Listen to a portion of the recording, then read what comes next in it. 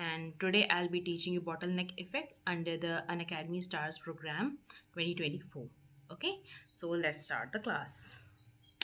Genetic drift, we'll begin from there because bottleneck effect is a kind of genetic drift. Okay, genetic drift is the change in the allelic frequency of a population over generations due to any chance event. It could be natural disasters or it could be human intervention. Okay, what does that mean is, out of the entire population, okay, we remove a small section of the population and the rest is removed.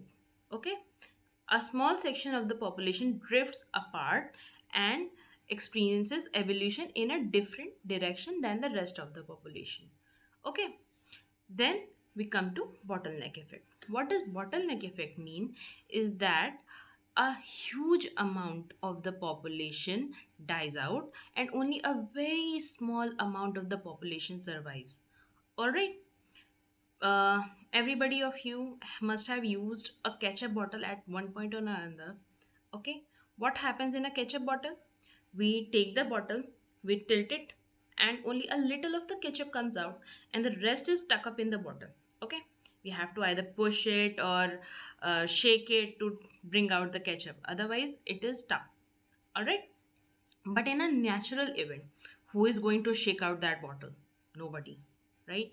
So, we take this analogy, and what we assume is the ketchup in the bottle is the population that has expired or that has died out because it is not accessible to us anymore. It is extinct. Only the ketchup that we have in the our plate is the one we have available, right? So that is only the surviving population. That population will propagate further. But the problem with this is that, let's assume, let's take another analogy. Okay, uh, we all have had candy from the candy jars, right? There is some watermelon flavor that nobody likes, and there is some strawberry flavor that a lot of us like. Okay, but the shopkeeper puts their hand in the jar and brings out random candies. Okay, we don't know what's in there.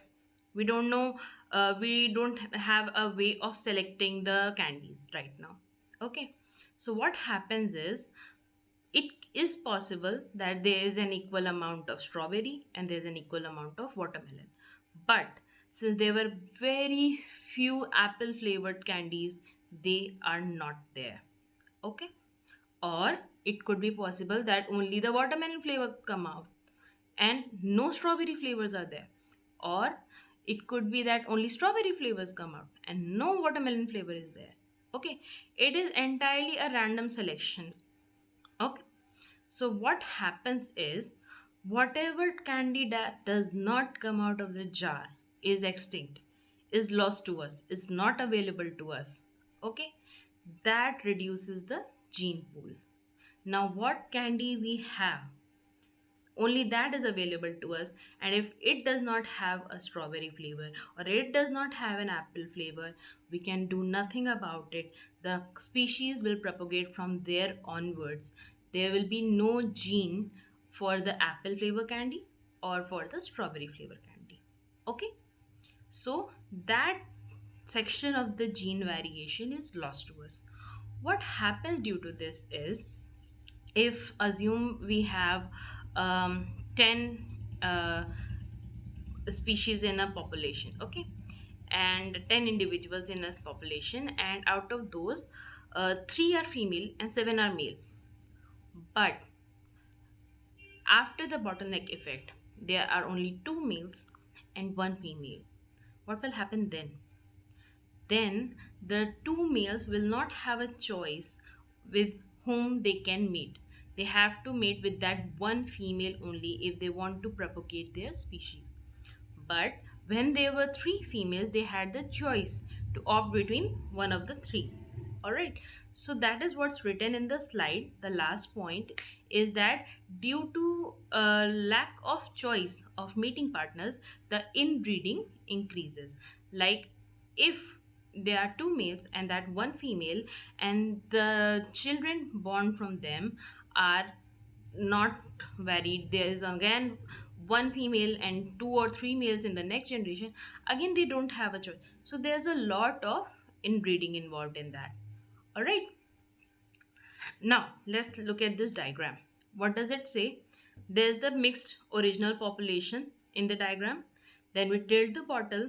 Only a few of the balls come out, rest are extinct. Alright, that is the bottleneck effect. Now, when the surviving population has only one yellow, if it cannot propagate or if it does not transfer to the progeny, it will be a lost variation. Understood? But if it propagates, it can be saved. This can happen due to many number of reasons. It can be fire, it can be flood, it can be human hunting them down, it could be any of this. Okay, and due to this, okay, because a very small amount of the population survives, that's why it is named the bottleneck effect. Okay, now this is a important point. The loss of unique traits. Let's take that candy analogy again. Okay, what if the apple flavor was something unique, something limited edition flavor and everything, and there are only two pieces of it, and that unique character, that amazing flavor is lost because of bottleneck effect. So more often than not, because there is more number of common traits available, then there are more chances of those traits surviving. The unique traits are very few in number, so the chance of survival reduces drastically. Okay, now, what the graph says that after the bottleneck effect, there's population size, there's over time, there's at one point in time, there's the bottleneck effect. Now, when there's bottleneck effect, two things can happen. The population size will definitely decrease. It will decrease drastically. Okay, let's assume the the 10 individual analogy will take it again. Okay, what if all three females, as I was saying about the unique traits, what if all three females do not survive the bottleneck effect? What will happen then? If there are only two males, okay, there is no way for them to propagate themselves further. So, what happens? Extinction happens. Okay, the species cannot propagate further, therefore, it will expire and lead to extinction. Another option is recovery. There is one female, there are two males. In the next generation, there are two females, two males. In the next generation, it goes on forward and the species recovered. Although there is a loss in variation, but the species at least recover their numbers, their population through a different direction in evolution. All right. Now, we'll come to the case studies on bottleneck effect. Okay, the most important case study on the bottleneck effect is the northern elephant seals.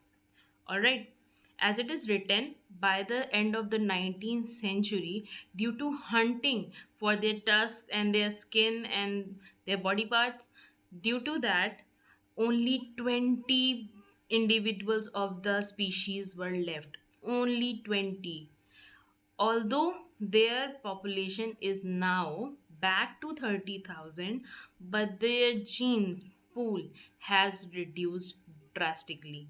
You can imagine, if a species that has to be in thousands, in millions, it lost so much that only hardly 1% or less than 1% of it remains, then only 1% or less than 1% of its gene pool remains.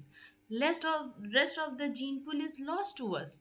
So that is what happened in the case of northern elephant seal. Although they have been now protected and they have now rebounded, they a major part of them was lost. The greater prairie chicken. is the second example. Same happened with it, because it was converted into the farmland. There was a huge loss in its gene pool, in its numbers, and now it is in urgent need of protection. Understood? Now, next on the menu, we will read about founder's effect on our next video. Thank you for being here with me. Let's crack it.